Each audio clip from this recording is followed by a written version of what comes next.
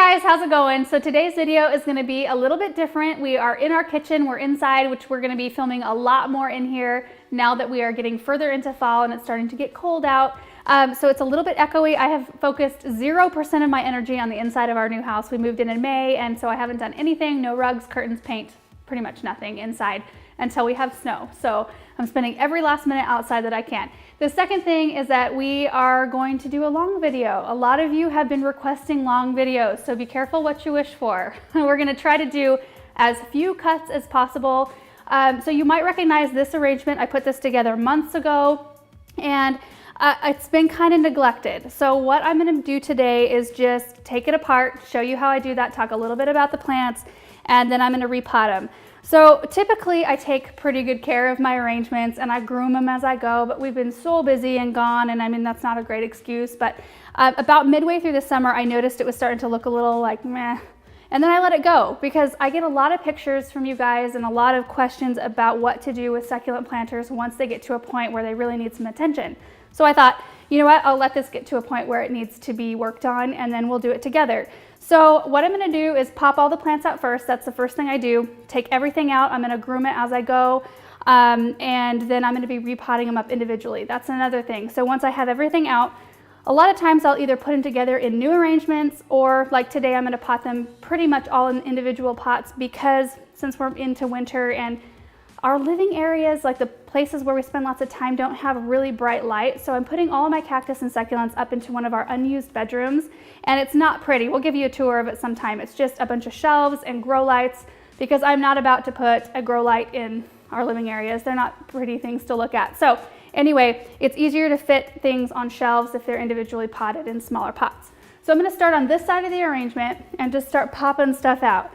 So this one right here is like it looks like a black Prince Echeverry. I don't know, you guys tell me in the comment section. I've also, it could be is it a black knight? I don't know, but it's putting on a bloom stalk. It's really pretty. But see how it's starting to, like, it seems like it maybe got a little bit wet, like too wet on that side. So I'm just gonna pop off a bunch of these leaves right here. I'm gonna leave as much of the root system on all of these as I can. I might have to take some cuttings, but these leaves are getting a little bit soggy. It's still a really nice looking plant. So if I can get it in some good, well-draining soil and just kind of leave it alone, I think it'll be fine. I'm just gonna set that one aside. And then it looks like a sedum. This looks like, oh, and a dead one. So see, this happens. This looks like it was maybe a sempervivum. I don't know, it's dead. So we'll take that one out.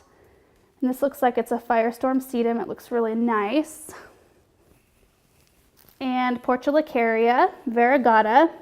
This is a variegated elephant bush. These are awesome. I love to use these in arrangements just because they give you that pop of white, and they have the really pretty pink stems, and they also, cobweb or something. They also add some height, which is really important in arrangements. Okay, and then we've got, okay, so this is a great example of something. This was toward the back side of the, well, obviously, to the back of the arrangement, which was facing the back of our gazebo, so it wasn't getting a lot of sun on this side. So look at how this has stretched. So I am going to behead this one. To do that, you just cut off the top like that. So I'm gonna discard, I might pop some of these leaves off to propagate later, but this one I'm gonna let sit aside. So I'm not gonna pot this one up today. I'm gonna let this one sit aside and callus, and then I'll just put it back down into some cactus soil and it'll root and be fine. So I'm gonna set this one on this side so I know what to do. And then we've got a crassula here. Looks like some more just like dead foliage that needed to be groomed off. This one's got a nice big root system on it. I love these. I always recommend the crassula or jade plants as a good beginner succulent for people, or aloe vera is another good one too, because they really show you when they need water. So there's not a huge, it's not a huge guessing game. So they'll, like, their leaves will start to pucker, and then you can tell that they need water. We have really hard water where Aaron and I live. So there's always, if it gets splattered with water, there's always some white kind of residue. And so I'll probably wipe that off after I get it repotted, so it looks nice and clean. There's that one. Oh, and then this one is really pretty. This is an aeonium. Nice root system on it. So this one, it looks like got a little bit eaten on the edges. We have I bet you it was earwigs. We have earwigs really bad. But this one is just going into its growing season. So winter time for most Aeoniums is their growing season. So I'll pot this up and make sure to keep it watered regularly and get some good light on it. But I love the rosette shape of this one. Oftentimes these are confused with echeverias, which is this one right here, because they're both rosette shaped. But this is an Aeonium, that is an echeveria. Okay, there's more Portulacaria and some more dead leaves. Then another Crassula. So most everything is looking pretty good. Like there's not a ton of like bad foliage, which is nice. Okay, so then I'm running across a couple of lemon coral sedums, which I'm gonna groom out some dead leaves here from something else. And so this one, what I'm gonna do is I'm gonna cut it back because a lot of the foliage, it's looking just a little bit tired. So what I'm gonna do is just shear it kind of like this, and it will push new growth. So I will pot that up and it'll push new growth. It'll be really pretty.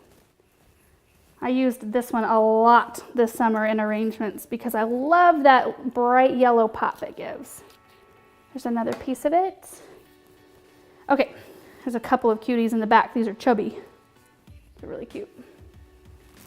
They're a little bit leggy though. You know what? I'm gonna behead these ones too. So I'll set this aside to callus. And by callus, I mean set it in a bright but not in direct sun. Put it in a bright spot for just a few days. I usually let them set for 2 to 3 days. That way that end that's all wet right now can callus over really well before I put it down in soil, and that helps them to not rot when you're trying to root them.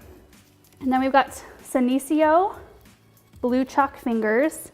These are another good one, like the Portulacaria, great for adding some height, and I love the blue, that really silvery blue. I'm always really careful. Now this is something that annoys me.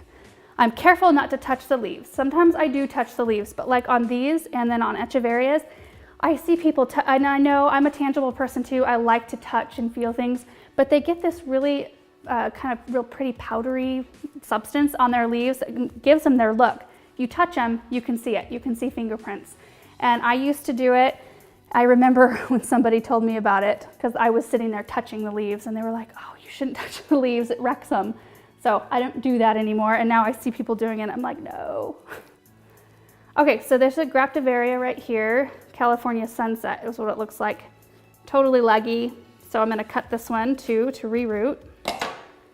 I find that like a lot of the time with succulents that are tucked in really tight, they will not get quite enough light, and so they will stretch, but you're not wasting the plant because you could always cut the tops off and reroot them, and you actually, most of the time, get more plants than you had in the beginning. So a lot of people ask me if plants that are planted in really tight together will survive. They do most of the time. I've had one dead one so far, so that's not bad. More Senecio. Look at the roots on this one. Okay, and then quick, I'm gonna get this one out of the way. Ooh, there's a box elder bug. Yeah. That's another thing. So I'm gonna address that. When I pot these, I've got all my soil and pots right behind me, and I've got some insecticide that I'll use if needed. So far, I don't see anything. The box elder bug is not a problem. I don't see any insect problems, but I'll look everything over really, really well when I'm done here. Now this is a Portulaca Mojave fuchsia. It has done so beautifully. Now the awesome thing about this plant is that the blooms open up in the sun in the daytime, and they're huge. They're huge fuchsia blooms, and they're a nice trailing plant. So I've really enjoyed this one, but what I'm gonna do, I've never wintered this type over before, so this is gonna be an experiment. I'm gonna cut all the leggy stuff off, so I've got a nice tight kind of mound, and then we'll see how it goes. I'll make sure to put it in a real bright spot up in my bedroom up there. Gotta get all this stuff out of the way. Yeah, that already looks a little bit better. But you can see the color there. Look at that. Such a bright pop of color. That's the cool thing about succulents. When they bloom, and they're gorgeous. Cactus too. That's when I started to like cactus. Was when I noticed, I didn't know that they bloomed, and I started to take care of them more down at the nursery where I work, and I then noticed their bloom cycles and how gorgeous their blooms are, and that's what started to make me fall in love with them a little bit. I can understand people who don't like them because I've been there, but I love them now. Ooh, the root system on this is really good. So look at that one. I might do a little more cleaning up when I get it in a pot. More Senecio. Oh, something else came out. This looks like an aloe of some variety. Let's see. More Crassula. Senecio. This looks like some Senecio that kind of curled up on me a little bit. Not too bad.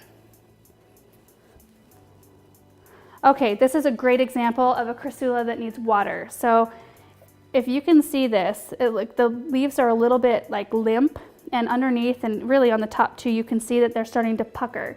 And that means that they need more water. It's a totally easy fix. They almost immediately, like, just give them a couple hours and you'll see them back to normal. And I love that. They're forgiving and they tell you when they need water. So a great one for beginners. This is another one of the Echeveria from the beginning. This one too has got some downturned leaves, so I'm gonna pop off the ones around the bottom here. So I've got a nice rosette left. These are actually pretty healthy though, so I'm gonna set these ones aside because I'd love to start some new babies for my collection here.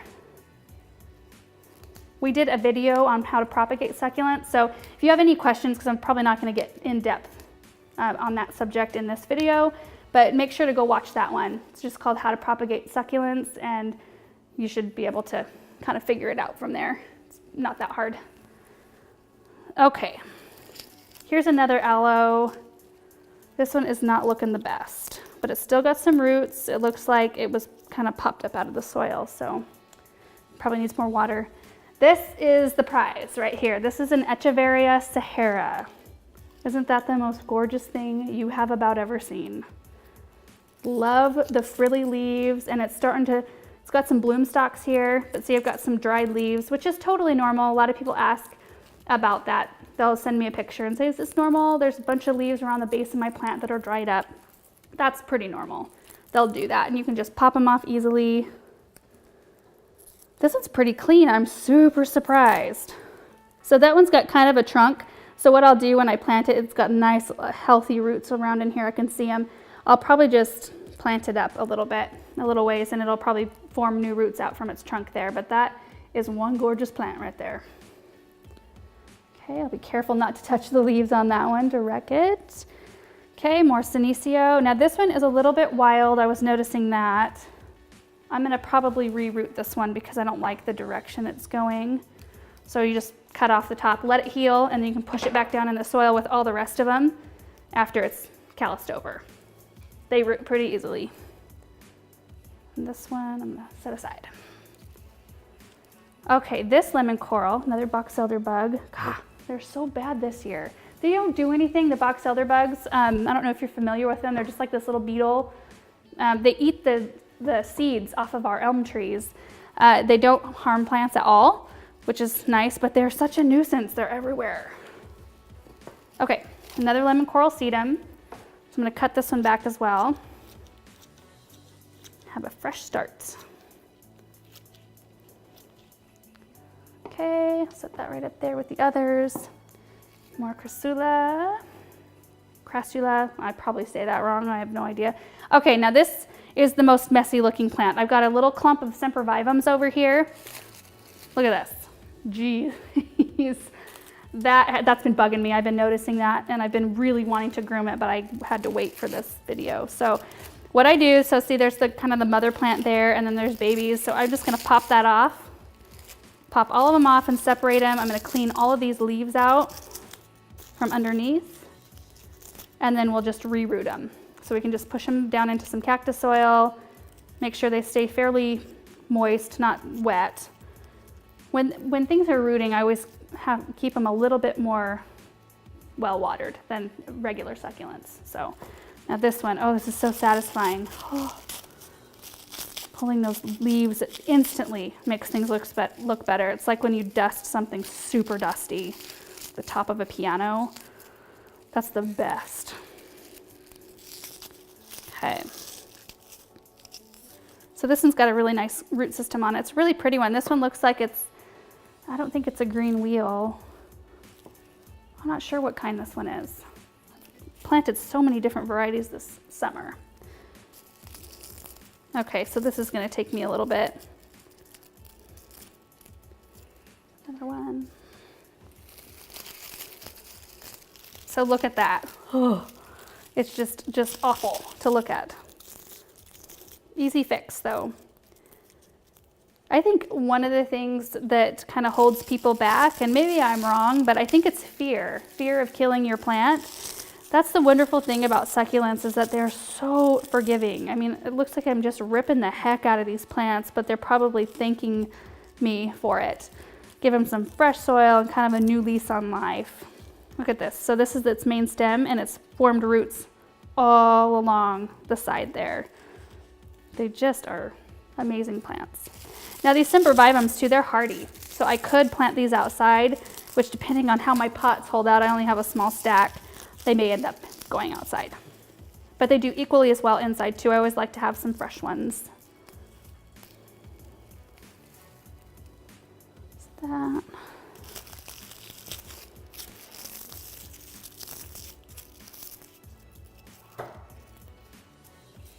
Go. We're also planning on doing very soon a grow light video. So I want to show you kind of my setup. Like I said, it is so not pretty. It's kind of a cobbled together kind of wreck of everything that I have. Right now I've got some grow lights coming, some more intense systems because I just need it now. But up to this point, I've been able to get away with, I've got, I think, 3 2-foot systems. So there's just one single grow light bulb in a 2-foot ballast. I think that's what they're called. And then I think I've got 3 clamp lights. So the clamping type that have the little metal shroud with just a grow bulb inside. It's barely gotten me through winters in the last 2, this one looks bad, I'm gonna toss this one. It's barely gotten me through the winters the last 2 years, but I need to up my game, and I thought I would show you some of the things that I'm doing, some of the systems, because there's some really good ones out there. And I mean, honestly, you don't have to spend a ton, because you can fashion quite a bit on your own. But sometimes it's nice just to have them done for you. So, okay, so those are the sempervivums. 1 plant left, and this is a sedum. Right here, this one's really pretty. Look at it, bloomed earlier, so sweet. I love this little one. So I'm just gonna clean it up a little bit. I don't think I'm gonna cut this guy back. And then the clean out is officially done. Okay. It's pretty good. There we go. So that is all the plants out of this big long planter. I want to do something different, I think, in this one. So I'm going to move this aside and gather up all my stuff. So I'm going to kind of push my plants forward a bit and get all of my supplies up here.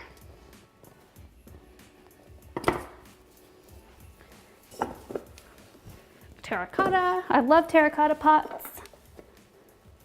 And saucers is super important. To make sure to have something go underneath your containers, otherwise you'll have a total mess on the floor. Tons of cactus soil mix. I like to use the Expoma organic cactus mix. Not because it's organic necessarily, because honestly I'm not eating these things, so it doesn't really make that much difference to me that it's organic. I just like the mix. I like how it feels. I like how quickly it drains, and my plants seem to be really happy in it. And I've tried lots of different types of soils. So far, this is my favorite. So I think that this will do it. It's a few bags. Well, you know what? Maybe I'll just have a couple up here at a time. Okay, and then I have an insect control just in case. I don't think I'm gonna have to use it, but if you guys saw our bringing in houseplants video, really important to really look your plants over, make sure you're not dealing with any aphids or spider mites or anything like that, because you do not want to have that problem inside, especially if you have other plants that you're kind of introducing all of these to. So it doesn't look like I'm going to have to use this, but I'm going to have it on hand just in case I notice anything. You guys might recognize these. These are the urns, the iron urns from the triple urn challenge last year. So last year we did a challenge every single month where I had to use 1, 2, or 3. I have 3 of these urns in a different arrangement. It was super challenging. I'm excited to put succulents in them. Okay, so that is it. I'm just going to get started. So I think, let's see. I think I want my big echeveria maybe.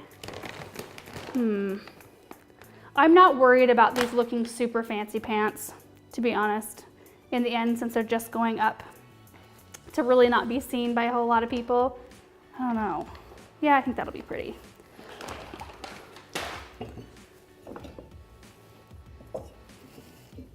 So normally I don't do this straight on my counter either. I have one of those big plastic like tub things with sides, but the front is really low.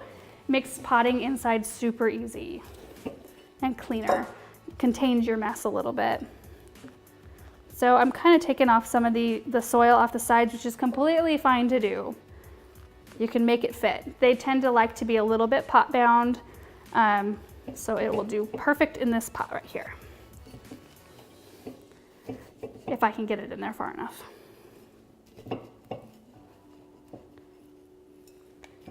I think the Saharas are really hardy, like they can take more sun than most other echeverias, which is kind of nice. But they're not winter hardy. Not winter hardy enough for my area anyway, so it has to be inside. Look at that, that is so pretty. Oh, I love it. Okay, so now I'm gonna try to get some soil in here around it. Of course, just cleaned the kitchen yesterday. Makes sense. Get nice and messy today.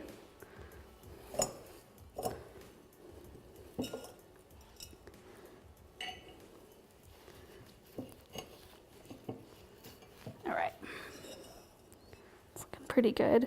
And sometimes I top dress the soil and sometimes I don't. Now, since I'm just kind of harboring these over till next spring or until I need them in another project, I probably won't waste any soil top dressed on them.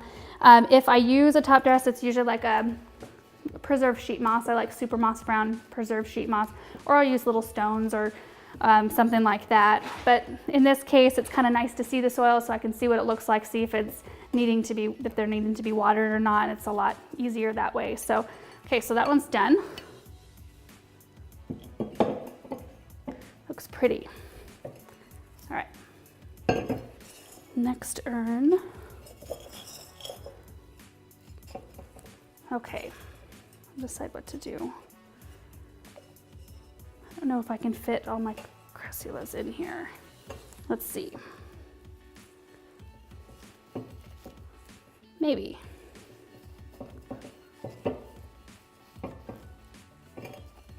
These are so pretty.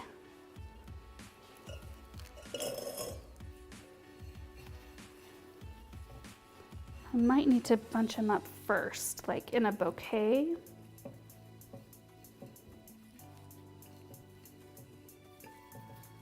Yeah. Look at that. It's so, so pretty.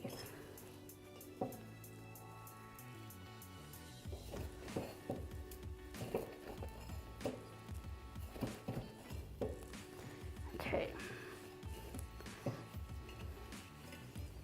Like that, and then I'm going to tuck this one in. Oh my goodness. Ugh. I don't have allergies. I don't know what's going on right now.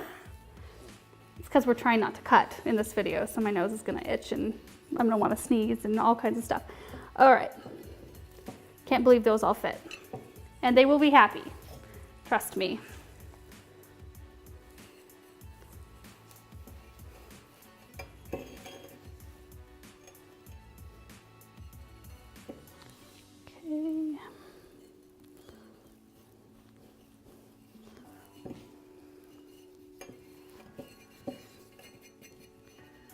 When I'm all done, I'll probably put these all in the sink and kind of, well, give them a good first time watering after they've been potted, and I'll rinse off the containers and everything before I take them upstairs. There's that one, all done. Now I move on to terracotta. Now, one of the things that I really wish that I could attain is having all uniform pots, all the same pots for all my plants, so that having them on the shelf and seeing them all lined up, they'd all be in, just like, I like terracotta, so simple terracotta. And I try, but my plant stash morphs so often and so much, like it expands and shrinks so much that I have a really hard time keeping up with it. So I end up kind of having a menagerie of different stuff. Plastic too, which I hate having my plants in plastic pots. But sometimes it's just, they move so fast that it's not worth doing all the work to get them all moved into a new pot. Okay, so I'm gonna do the Senecio in this container here, if I can fit them all. So see, I've got a few little leaves to groom up. Not too bad though. Okay, there's that. And I bury them usually just a tiny bit deeper than they need to go. You want to make sure to leave a good, a good lip so that you can water them without water running out.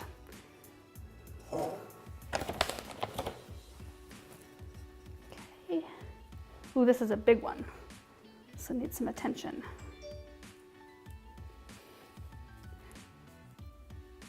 Aaron, was that your phone? I forget to turn it off. Yep. Okay, whoa. Like wrangling, plant wrangling. Should be a new sport.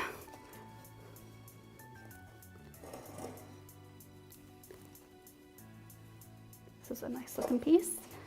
Okay, a few little dead leaves on this one. These ones I'm really careful not to overwater.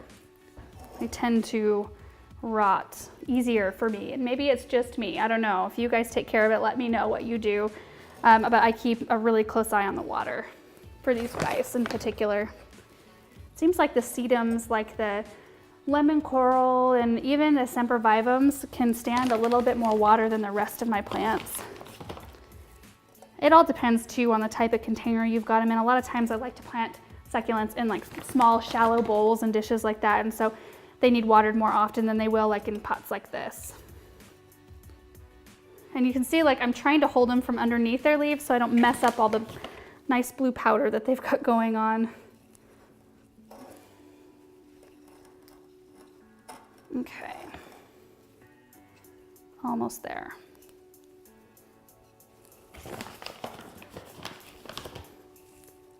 Maybe.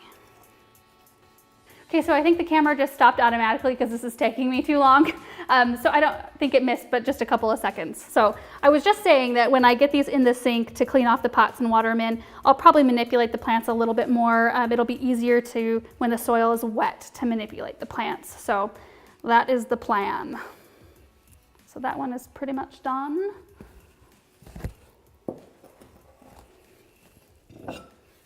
Next, I might start doing a few combos because I've got a lot of smaller plants left here. Except for this one. This is a nice good size. This one gets its own plant, or its own pot.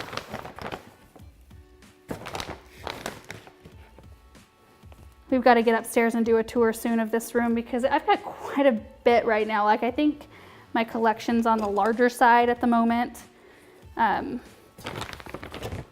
which is not a bad thing. It's kind of fun. The thing about it though is that in the winter time it seems like, and maybe it's my grow light situation, maybe once I get more grow lights up there it'll be different, but I have problems with them turning just kind of a paler color and not being colored up as well as they are during the summer when they're getting more sun and getting kind of more of their natural, what they like.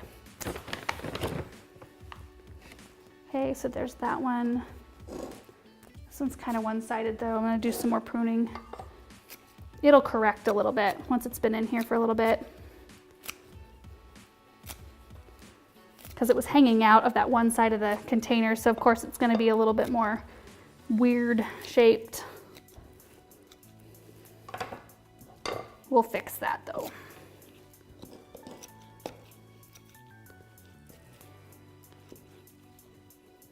All right. That's pretty good.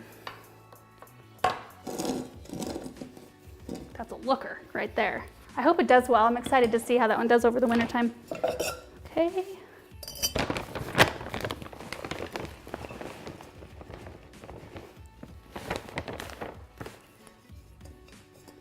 Okay, so I'm gonna do the Portulacaria.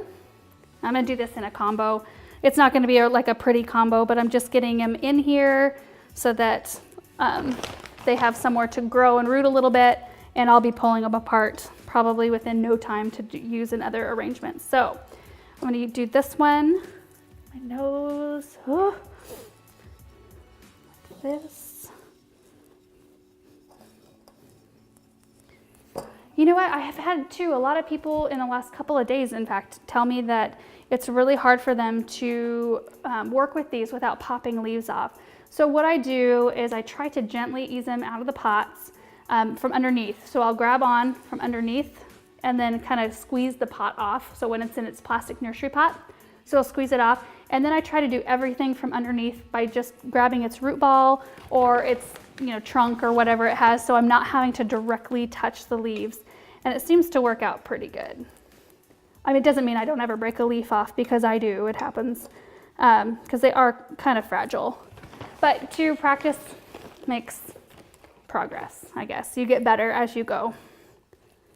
Okay, put this other one in here. So like I said, there's totally no art to what I'm doing here. I'm just finding a spot in pots for them to live for a little while. If I had smaller pots, I'd probably pot them all individually in smaller pots, but I wasn't thinking that far ahead when I went to the garden center to pick up some pots, so I got all the same size. Okay, so there's that, and then I'm gonna probably pop these down in here. Give them space to grow. I swear there was a Haworthia in here somewhere. I wonder if it got,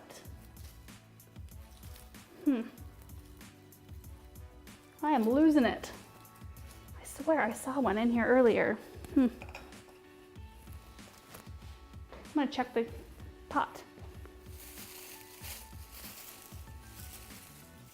Ah, there it is. My stomach's growling. Found it. I thought I saw it in there earlier. So there's a little cute Haworthia in there, which did really well. These ones do better in lower light, and I had this one toward the back side of the arrangement. So, yay. Okay, so that one's done. Looks great, huh?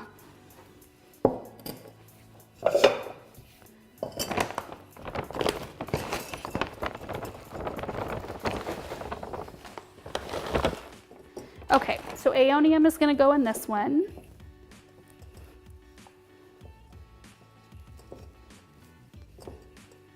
And these ones, so it's going into its growing season, like I said.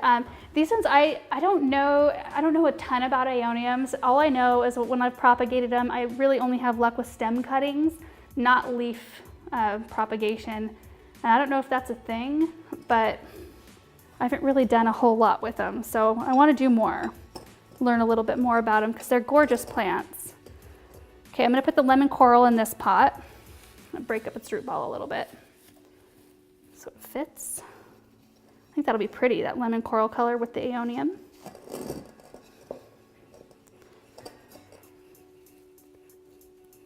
Another piece. Then probably the sedum. Oh yeah, that's looking good.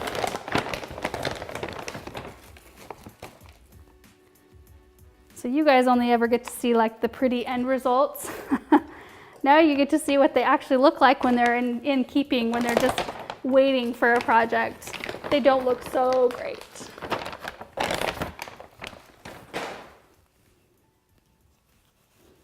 Another bag of soil.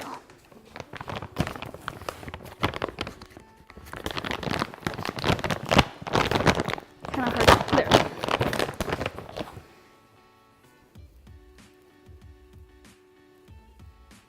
There we go.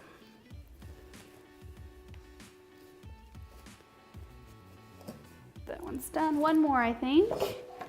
We've got a Haworthia, we've got a sedum, and some sempervivums left. Just get those potted up real quick. Look at this mess.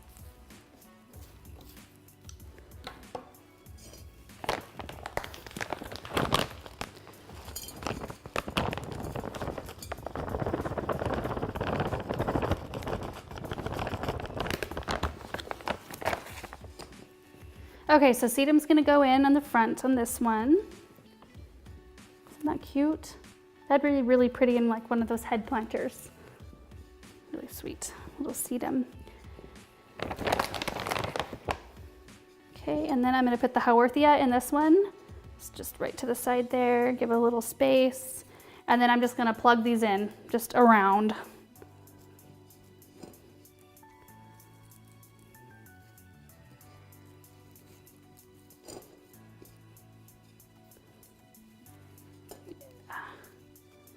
I think these look much happier now that they're all groomed up a little bit.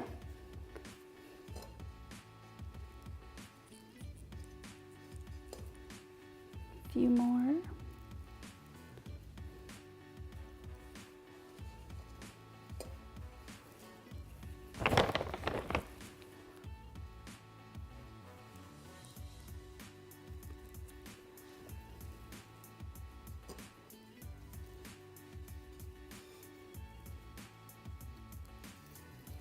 Perfect. So that's the goal, is really just to get these plants separated, and even though they're not going into a pretty arrangement, they're all being put somewhere where they have a little bit of room around them to grow a little bit, and they'll just be happy. They'll have some light, they'll all get watered appropriately, and then when I'm ready to use them in something pretty, I can take them apart. So I'm just gonna clean this up really quickly, and then I'll line them all up so you can see what it all looks like. 1, 2, 3, 4, 5. Perfect amount of saucers. All right, so it's all cleaned up, and I hope you guys enjoyed seeing kind of the unedited, unsped up process of how I do succulent arrangements. Like I said, this was a neglected kind of on purpose. Kind of. It was neglected a little bit, and then I just let it go further just to show you guys that, you know, you can tear stuff apart and it's okay. The plants will be fine. You might lose 1 or 2, you know, in a season, which is not bad considering how many were in that container. I get asked that so much when I do an arrangement because I like to put things in like really tight. I like a lot of plants, a lot of color, a lot of texture, and everybody always asks, not everybody, a lot of you guys ask me if I'm killing the plants, if they're gonna survive, how they're gonna grow. A lot of them do just fine. But a lot of the time in those type of arrangements, after like a year, of course this one wasn't a year, this one's just been several months, but usually a year later after I do an arrangement, I like to take them apart so I can do something new. And then, like I said, it's essential for me to get these, I needed to get these in so that I can get them into the warmth so they don't freeze. They've actually had to go through a couple of 36-degree nights, which was pushing it. And they did it. They look fine for that. But I needed to get them in and get them in appropriate size pots so that they'll fit on my plant shelves, so they can be under grow lights, and so they'll be happy. So these 4 I think look really good just as monos by themselves. They look nice. These 3, like I said, aren't nice. I didn't put them together in any kind of like artful, creative fashion. I just wanted to provide a place with, for them to grow.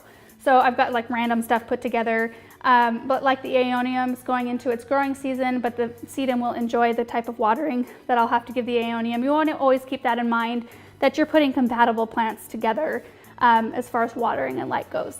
So anyways, you guys, that is the video. If you liked this long version and liked to hear me ramble on for a long, long time, let us know. So leave a thumbs up down below if you liked this, or leave a comment and let us know if you'd like to see the process. It's kind of fun to do something different today. Well, we'll see you guys in the next video. Bye. Okay, so before we go, I had this box sitting on the floor, and I thought that we would unbox it so I could show you what is inside. And this has already been an insanely long video, so what's a few more minutes? So I got this box from Burby's Best, from Box to Bloom, the other day, and it said perishable flower bulbs, so I did open up the top of the box, but it's so cutely packaged that I wanted to make sure that everybody saw how it came. So like, it's in this, you know, shipping box, but then you open it and it's got like cute little raffia, and it's all tied up with a cute little jute twine bow. So let's see what's inside. I know it's probably a bulb because that's what it's, you know, says, flower bulbs, but I don't know what kind. So this is interesting. So still cute, look at that. From Box to Bloom, Burby's Best. Oh, look at this. All right, let me move the boxes off here so we can see what's going on. Yeah, I'm getting this all over the place. Okay. All right.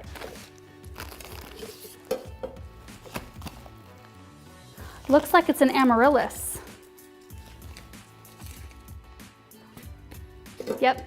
So it tells me to remove the plastic wrap from the inside pot. I love this like bark. It's like a birchwood covered tin pot. I think I need some scissors or my teeth. Okay. Water and place in a sunny indoor spot and water sparingly until you see the greens. Yes, it is an amaryllis. Hey, I don't know what color it is, but so it gives you a little instruction guide and tells you what to do. So I'm gonna go water it and put it on a windowsill where it stays nice and bright. So thank you, Burby's Best, for sending me this amaryllis bulb. I'm excited to grow it.